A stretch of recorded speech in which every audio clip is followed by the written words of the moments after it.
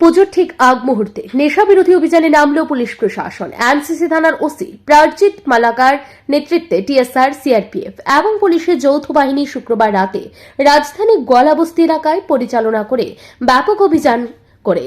উল্লেখ্য, 2018 সালে রাজনৈতিক পালাবদলের পর থেকে বর্তমান সরকার রাজ্যে নেশা বিরোধী আন্দোলনের ডাক দিয়েছিল, কিন্তু এত বছর পরেও নেশা নিয়ন্ত্রণে তেমন কোনো বড় সফলতা আসেনি। প্রতিদিনই কোথাও না কোথাও নেশা বিক্রি বা পাচারের অভিযোগে ধরা পড়েছেন নারী পুরুষরা। আইন নিজের মতো কাজ করলেও সমাজ থেকে পুরোপুরি নির্মূল করা যায়নি এই অভিশাপ। রাজধানীর কয়েকটি বিশেষ এলাকা এখনো নেশার আখড়া হিসেবে সক্রিয়, যা প্রশাসনের জন্য বড় চ্যালেঞ্জ হয়ে দাঁড়িয়েছে। সম্প্রতি সচিবালয়ের সন্নিকটে এবং নিউ ক্যাপিটাল কমপ্লেক্স থানা এলাকায় অভিযান চালাতে গিয়ে পুলিশকে তীব্র প্রতিরোধের সম্মুখীন হতে হয়েছিল। তারই প্রেক্ষিতে এবার পূর্ণ শক্তি নিয়ে নামল পুলিশ প্রশাসন। এনসিসি থানার ওসি প্রার্জিত মালাকার জানান, গোপন সূত্রে খবর পাওয়ার ভিত্তিতে গোয়ালাবস্তিতে অভিযান চালানো হয়। অভিযানে উদ্ধার হয়েছে অচিহ্নিত কিছু নেশার কৌটো এবং আটক করা হয়েছে 5টি মোটর বাইক, যা নেশা বাণিজ্যের সঙ্গে জড়িত সন্দেহে বাজেয়াপ্ত করা হয়েছে। তিনি আরও জানান, নেশার বিরুদ্ধে এই ধরনের অভিযান নিয়মিতভাবেই চলবে।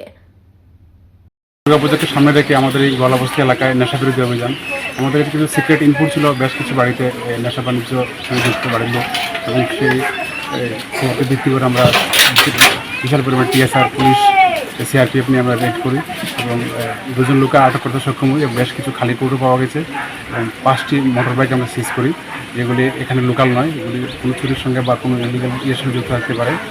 এবং মেনলি এই দুর্গাপুজোর সামনে থেকে আমাদের এই নেশা বিরোধী অভিযান, এবং এতে আমাদের লোকাল অনেক লোক খুব সাহায্য করছে আমাদের। এই অভিযান জারি থাকবে।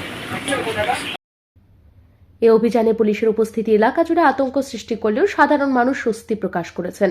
তাদের বক্তব্য, উৎসবের আগে এই ধরনের অভিযান এলাকায় শৃঙ্খলা ফিরিয়ে আনতে সাহায্য করবে। রাজ্যের শিক্ষিত সমাজের আকাঙ্ক্ষার মতে আইন শৃঙ্খলা রক্ষাকারী বাহিনী করা পদক্ষেপ প্রয়োজন, নইলে নেশা ব্যবসার মদতদাতারা বারবার পার পেয়ে যাবে। এখন দেখার বিষয়, এই ধারাবাহিক অভিযান রাজ্যের ভবিষ্যৎ প্রজন্মকে কতটা সুরক্ষা দিতে সক্ষম হয়। ব্যুরো রিপোর্ট, ঋদ্ধি নেটওয়ার্ক।